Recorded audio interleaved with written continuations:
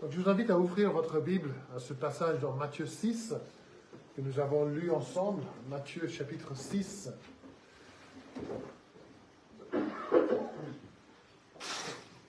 J'ai déjà cité par le passé le grand prédicateur gallois du XXe siècle qui s'appelle Martin Lloyd-Jones, qui a dit: si vous n'avez jamais eu de difficultés dans la prière, vous n'avez jamais prié.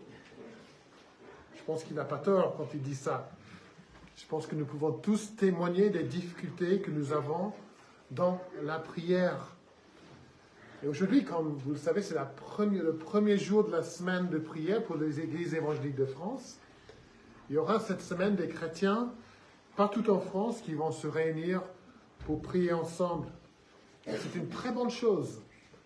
Et je vous encourage vivement, si possible, à vous rendre soit à la Beaujoire, soit à Rezé, pour prier avec d'autres chrétiens, d'autres églises. Et pour marquer le début de la semaine prière, et aussi parce que nous avons constamment besoin d'aide dans notre vie de prière, dans la discipline de la prière, j'ai choisi d'étudier avec vous ce matin un texte qui nous aide à prier et qui nous encourage à prier. C'est un texte qui nous donne un cadre pour nos prières. Qu'est-ce que nous faisons en fait quand nous fermons nos yeux et nous ouvrons notre bouche et il y a des paroles qui sortent de notre bouche? Qu'est-ce que ça fait en fait? Pourquoi est-ce que nous faisons ça? Et ce texte vient directement de la bouche de Jésus. Et ça, c'est encourageant. Parce que c'est Jésus qui nous enseigne à prier. Et nous avons confiance en notre professeur parce que nous savons que la prière faisait partie intégrale de la vie de Jésus. C'était une activité si importante pour lui. Nous ne pouvons pas parler de la vie ni du ministère de Jésus sans parler de la prière. Marc 6, 46, nous lisons: après avoir envoyé la foule, il s'en alla sur une colline pour prier. Matthieu 26, 36, nous disons: Jésus alla avec eux dans un lieu appelé Gethsémane. Il dit à ses disciples: asseyez-vous ici pendant que je m'éloignerai pour prier. Un chapitre entier de l'évangile de Jean décrit pour nous une prière de Jésus. Donc, quand on sait que notre professeur est Jésus lui-même, ça nous aide à lui faire confiance, à savoir ce qu'il va nous dire, ça va nous faire du bien. Et nous regardons le verset 9, particulièrement du chapitre 6, où Jésus dit: quand vous priez, dites Notre Père qui es aux cieux. Jésus enseigne à ses disciples comment s'adresser à Dieu. Il aurait pu leur dire de s'adresser à Dieu en disant: Dieu, quand vous priez, dites Dieu Tout-Puissant, ou Roi glorieux, ou Dieu de l'Alliance.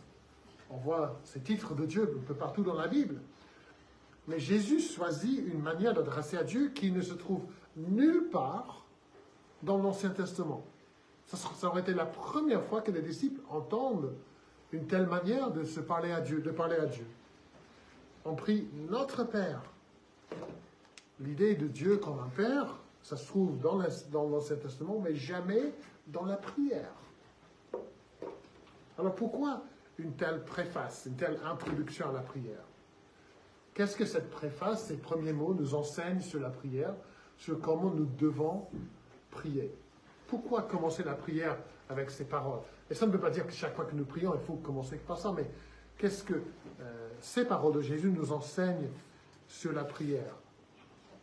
Je veux suggérer 4 raisons pour lesquelles Jésus nous dit de commencer nos prières par Notre Père qui est aux cieux. Et ces raisons vont nous aider, j'espère, à comprendre ce que vous faites quand vous vous mettez devant Dieu. Vous ouvrez votre bouche et vous priez. Qu'est-ce que vous faites? Donc, la première chose que nous voyons, c'est que ces paroles nous encouragent. Ces paroles encouragent la réflexion et la préparation. Si je vous disais, demain, vous aurez audience avec le président de la République pendant 30 minutes, qu'est-ce que vous feriez?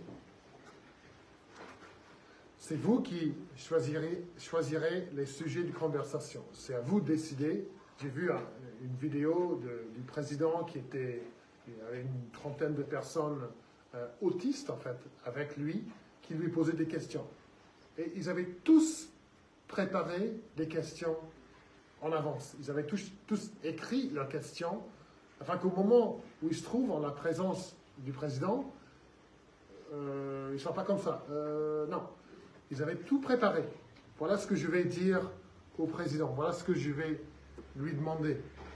Et donc, cette préface, cette introduction nous enseigne à faire la même chose avec Dieu. Le catéchisme de Westminster dit que la préface de Notre Père nous enseigne à nous approcher de Dieu. Mais quand nous ne nous précipitons pas en sa présence sans réfléchir, nous n'arrivons pas en la présence de Dieu à la dernière minute sans prendre le temps pour nous préparer, sans penser à ce que nous allons lui dire. Effectivement, ce n'est pas possible pour chaque prière, parce que des fois, on se trouve dans des situations où il faut prier comme ça, vite, sans réfléchir, mais la plupart de nos prières, c'est les prières où nous prenons du temps, nous avons du temps, et c'est bien de nous préparer. Alors quand nous disons Notre Père qui est aux cieux, nous faisons une pause pour réfléchir à ce que nous sommes en train de faire. Je m'adresse à mon Père Céleste. Comment dois-je me comporter devant lui? Qu'est-ce que je dois lui dire? Et il faut savoir qu'on ne dit pas ces mots pour attirer l'attention de Dieu qui ne nous écoute pas. Ce n'est pas que Dieu n'a pas vu que nous sommes sur le point de prier et on est obligé de lui dire « Coucou Dieu, moi je suis là ». Hier, Mathieu il avait un petit plateau de hockey sur gazon, il y avait un petit garçon qui jouait, et pendant qu'il jouait, son papa était au téléphone derrière. Donc il était à côté en train de... Et le garçon, il a passé les 8 minutes du jeu à attirer l'attention de son père. Je joue, regarde-moi. Il n'a pas regardé une seule fois. Moi, j'aurais envie de lui dire aussi, mets ton téléphone dans ta poche et regarde ton fils. Mais bon, ce n'était pas pour moi de le faire. Et tout le temps, l'enfant disait, coucou papa, coucou, regarde-moi. C'est pas ce que nous faisons quand nous disons Notre Père qui est aux cieux. Ce n'est pas pour attirer l'attention de Dieu à nous, c'est pour attirer notre attention à lui. C'est tout l'inverse. C'est nous qui avons besoin de nous rappeler, là, nous parlons à notre Père Céleste. Et donc, nous commençons nos prières de cette manière pour que nous prêtions attention à ce que nous faisons. Avant de présenter nos requêtes, avant même d'adorer ou de louer, nous nous rappelons que nous sommes en la présence du Père Céleste. Nous nous préparons. Nous laissons cette énorme réalité toucher notre cœur. Et donc, je vous encourage à prendre le temps pour vous préparer à rentrer en la présence de Dieu. Pour prier, certes, pour lire sa parole, aussi pour venir au culte. Prenez-vous votre temps pour vous préparer pour ces rendez-vous si importants avec Dieu. Même le dimanche matin au culte, prenez le temps de réfléchir. Qu'est-ce que je fais là ce matin? Est-ce que je suis prêt, comme on a lu dans le passage au début? Ça peut même commencer le samedi soir. Avec le peuple d'Israël, ça a duré 3 jours, le temps de préparation. Donc ça peut commencer, en fait c'est tout au long de la semaine qu'on se prépare pour le culte le dimanche matin. Et donc dans un monde où nous sommes toujours pressés, la préface nous aide à faire une pause, à réfléchir et à nous préparer. Deuxième chose que nous voyons, c'est que la préface nous rappelle notre salut. Ça nous demande de faire une pause, ça nous aide à réfléchir, et ça nous rappelle aussi notre salut. Posons la question, qui peut appeler Dieu Père? Qui peut appeler Dieu mon Père? Est-ce vrai que chaque être humain peut appeler Dieu Père? Quand j'étais à l'école, nous prions cette prière tous les matins. Il y avait un rassemblement des élèves, il y avait la lecture de la parole, c'était une école publique, lecture de la parole, chant, et puis le Notre Père. Alors, est-ce que c'était une bonne chose de demander aux personnes qui ne croyaient pas en Dieu de prier Notre Père? Ça, c'est à discuter après. Moi, je n'étais pas convaincu. Je me disais, en fait, on fait d'eux des hypocrites. Il y a des paroles qui sortent de leur bouche, mais inutilement. Mais, ça, c'est notre histoire. Et oui, dans un sens, nous sommes tous enfants de Dieu. Il nous a créés à son image. Nous lisons dans Acte 17, on a vu ça il y a quelques semaines, car en lui, nous avons la vie, le mouvement et l'être. Nous sommes aussi ses enfants, Paul a dit à Athènes. Mais dans un autre sens, Dieu n'est pas le Père de tout le monde. Notez aussi, Jean 1, 1 à 12, nous disons, « Cependant, à ceux qui l'ont reçu et qui ont cru en lui, en Jésus, il leur a donné le droit de devenir enfants de Dieu. » À ceux qui ont cru. Ceux qui reçoivent Jésus comme Seigneur et Sauveur. Ceux qui croient en son nom, eux et eux seuls ont le droit d'appeler Dieu Père. Il y a énormément de gens qui se croient enfants de Dieu, qui croient que Dieu est leur Père, mais ils se trompent. Il n'y a que ceux qui sont nés de nouveau, régénérés par le Saint-Esprit de Dieu, qui peuvent dire « notre Père ». Paul, il parle de notre adoption en la famille de Dieu par le Saint-Esprit. Nous sommes adoptés. Les enfants, ça c'est un des mots dont vous avez besoin. Nous sommes adoptés dans sa famille. Nous lisons dans Romains 8, vous avez reçu l'esprit, un esprit d'adoption par lequel nous crions Abba, Père. Adoption, œuvre de l'esprit, adoption, Père. Donc la préface nous rappelle notre salut, notre nouvelle naissance, notre adoption dans la famille de Dieu. À chaque fois que nous disons les mots notre Père ou Père Céleste, ça nous rappelle notre salut. Père, j'étais mort, tu m'as donné la vie. J'étais perdu, tu m'as cherché, tu m'as trouvé. J'étais ton ennemi, tu m'as fait grâce. J'étais orphelin spirituel, même pas, j'étais enfant du diable, comme Jésus a dit aux pharisiens. Et tu m'as pris, tu m'as adopté dans ta famille. Tu as dû donner ton fils Jésus afin que je puisse devenir ton enfant.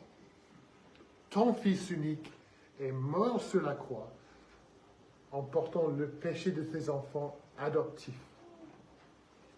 Tu as dû abandonner ton fils afin d'accueillir de nombreux fils et filles dans ta famille. Donc à chaque fois que vous venez en la présence de Dieu et vous dites ces mots, Père Céleste, ça doit vous rappeler de votre salut, de tout ce que Dieu a fait pour vous. Vous étiez mort, perdu, enfant du diable. Mais Dieu vous a aimé, il vous a sauvé, il vous a adopté. Que Dieu permette que nous ne disions jamais les mots Père Céleste sans réfléchir à tout ce qui est compris dans ces mots. Donc, cette préface nous aide à nous préparer, elle nous rappelle notre salut, mais elle incite aussi la confiance. Ce qui est tragique dans notre monde, c'est combien le péché a déformé le mot « père » pour énormément de gens. Pour des milliers de gens, l'image qu'ils ont d'un père est une image de cruauté, d'abus et de manque d'attention. Vous leur parlez d'un père compatissant et ils ont vraiment du mal à l'imaginer ce que c'est. Ils n'ont jamais connu un tel père. Le réformateur allemand Martin Luther a eu beaucoup de mal à prier le Notre Père parce qu'il n'avait jamais connu un père qu'il aimait, un père doux et gentil envers lui. Son père était très sévère et austère. Et pendant des années, Luther avait du mal à prier cette prière. Mais nous devons nous poser la question, pourquoi Dieu se révèle-t-il comme notre Père? Pourquoi ça? Une des raisons, c'est pour nous rassurer de son amour et de sa compassion envers nous. Le fait que nous soyons appelés enfants de Dieu est une preuve de son amour pour nous. Nous lisons ça dans 1 Jean 3. Voyez quel amour le Père nous a témoigné pour que nous soyons appelés enfants de Dieu. Vous voulez savoir, est-ce que Dieu m'aime vraiment? Jésus vous dit, priez notre Père. Et si nous sommes sûrs de l'amour de notre Père, nous pouvons nous approcher de lui avec confiance. Le catéchisme nous dit que nous nous approchons de Dieu avec confiance comme des enfants envers un Père. Jésus dit en effet, quand vous priez, vous devez vous dire, je parle à mon Père céleste qui m'aime, qui me connaît, qui me protège, qui veut me bénir, qui veut me faire du bien. Si Dieu me demande de l'appeler Père, c'est parce qu'il veut que je vienne à lui avec cette confiance. C'est parce qu'il veut que je sache qu'il m'entend et qu'il exauce ma prière selon sa volonté. Il est mon Père, il m'aime. Et nous avons des versets pour soutenir cet argument. Verset 103, on va la chanter tout à l'heure. Comme un père a compassion de ses enfants, l'Éternel a compassion de ceux qui le craignent. Si donc, Jésus a dit dans Matthieu 7, méchants comme vous êtes, vous savez donner de bonnes choses à vos enfants, à combien plus forte raison votre Père qui est dans les cieux donnera-t-il de bonnes choses à ceux qui les lui demandent? Personne d'entre nous n'a eu un Père parfait. Son Père, aucun d'entre nous n'est parfait. Nos pères ont tous eu des défauts et des faiblesses, mais nous avons un Père céleste parfait. Parfait. Il prend plaisir à écouter ses enfants. Il n'est jamais trop occupé, jamais trop fatigué. Il est prêt à nous combler de bénédictions. Il nous aime de l'amour parfait. En Hébreux 4, 16, nous lisons « Approchons-nous donc avec confiance du trône de grâce. » C'est notre Père qui est sur le trône. Mais si la préface incite la confiance, elle incite aussi l'humilité et le respect. Tout ce que je viens de dire sur la confiance est vrai. Nous nous approchons de notre Père. Il est notre Père qui nous aime et qui est digne de confiance. Mais Jésus ne nous dit pas simplement de prier notre Père. Il dit de prier notre Père qui est aux cieux. Et quand il rajoute cette petite partie-là, c'est important. C'est notre Père céleste. Alors qu'est-ce que cette petite phrase rajoute à notre prière? Elle nous aide à trouver un juste milieu entre confiance et respect. La révérence et la crainte. À l'époque de Jésus, le Père était une personne d'énorme importance que tout le monde respectait. Selon la loi romaine et juive, le Père avait le pouvoir absolu sur la vie et la mort. Le Père était respecté. Et les pères de nos jours occupent une place qui est beaucoup moins importante, malheureusement. Je ne dis pas qu'il n'y avait pas... que tout ce qu'on disait sur les pères à l'époque était bien. Et je pense qu'on a perdu quand même cette idée du respect, et pour les pères et pour les mères aussi. Les pères de nos jours occupent alors cette place qui est beaucoup moins importante. Donc, on perd un peu dans notre compréhension de cette prière. Pour nous, c'est facile d'oublier que quand nous disons notre Père, qui est aux cieux, il y a un sens de majesté, de gloire et d'autorité. Notre Père céleste est redoutable. Il est aux cieux. Et c'est aux cieux où on voit sa gloire et sa sainteté. On a chanté dans le psaume 97, « Le feu marche devant notre Père céleste et embrase alentour ses adversaires. » Ces éclairs, les éclairs de notre Père céleste, illuminent le monde. La terre le voit et tremble devant notre Père céleste. Juste pendant 2 minutes, hier soir, j'ai regardé une émission, je pense qu'il s'appelle Ninja.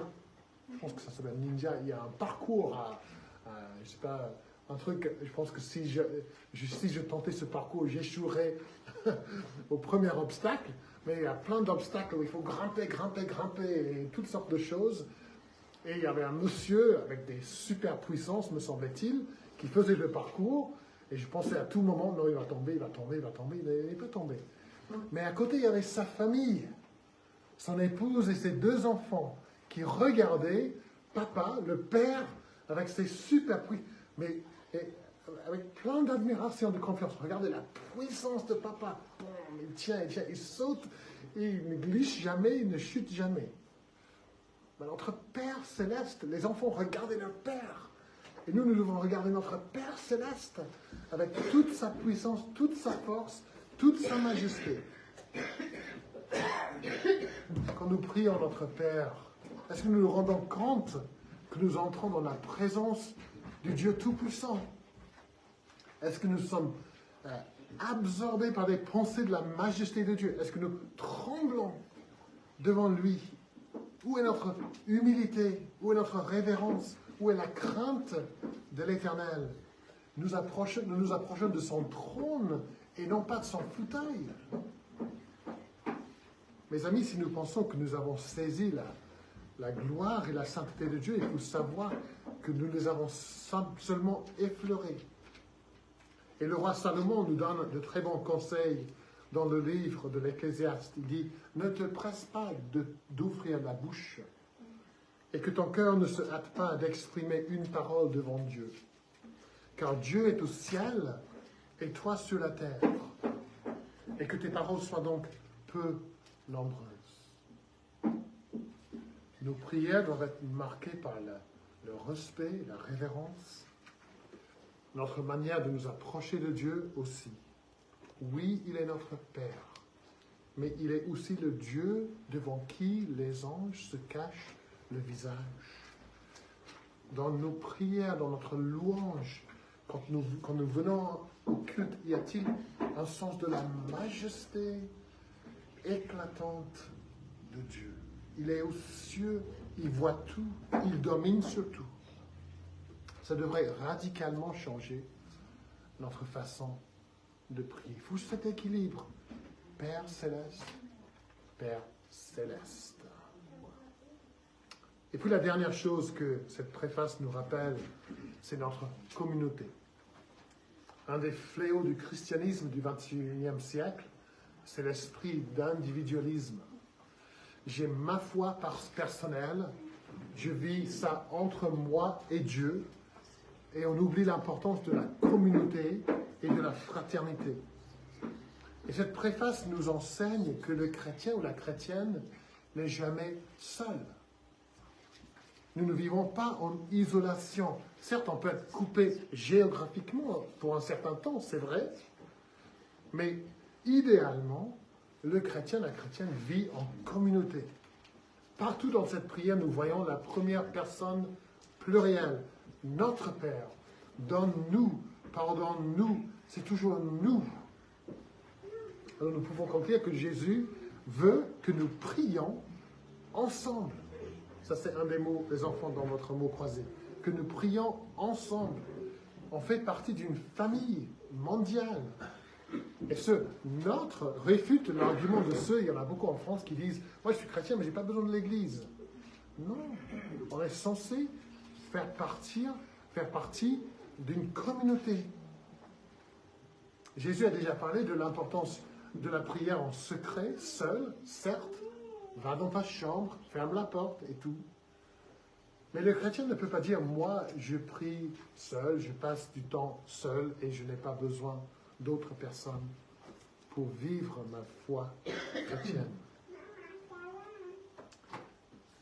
Et donc, nous proposons dans l'Église, je pense que chaque bonne Église propose des temps pour prier ensemble. Il y a le temps avant le culte, il y a le temps pendant le culte, il y a le temps en semaine où nous prions ensemble notre Père. Je ne vois que des encouragements dans la Bible pour prier avec les autres et pour les autres. Donc je vous encourage à participer à ces moments de prière qui sont proposés. Suivez le modèle donné par Jésus. donné par l'Église primitive. Et quand nous prions ensemble, cela fortifie notre communion. Nous prions les uns pour les autres. Un jeune de 10 ans peut prier avec une personne plus âgée de 70 ans. Un nouveau converti peut prier avec une personne qui est chrétienne depuis 50 ans. Il y a une unité dans la prière. Dieu est notre Père. Ça fait que nous, les frères et sœurs, nous prions en famille spirituelle. Et donc, que cette prière soit une priorité pour nous. Écoutez ce que dit l'apôtre Paul. J'exhorte donc, avant toute chose, à faire des prières, des supplications, des requêtes, des actions de grâce pour tous les hommes. N'est-ce pas vrai que les choses que nous avons vraiment envie de faire, nous nous organisons pour être disponibles? Nous gérons notre emploi du temps pour être libres. Comment est-il avec la prière ensemble? Alors ces 6 mots, notre Père qui est aux cieux, ils nous font réfléchir avant de prier. Ils nous aident à nous préparer. Ils nous rappellent notre salut, nous qui étions enfants du diable. Ils incitent la confiance, le respect, et ils nous rappellent notre communion, notre communauté. Quelle bénédiction le Seigneur nous donne avec cette prière. Combien il nous reste à apprendre sur la prière. Mais prions ensemble que notre vie de prière personnelle et collective puisse développer de plus en plus et qu'elle soit fortifiée par la parole et par l'esprit en 2023. Soyons un peuple qui prie.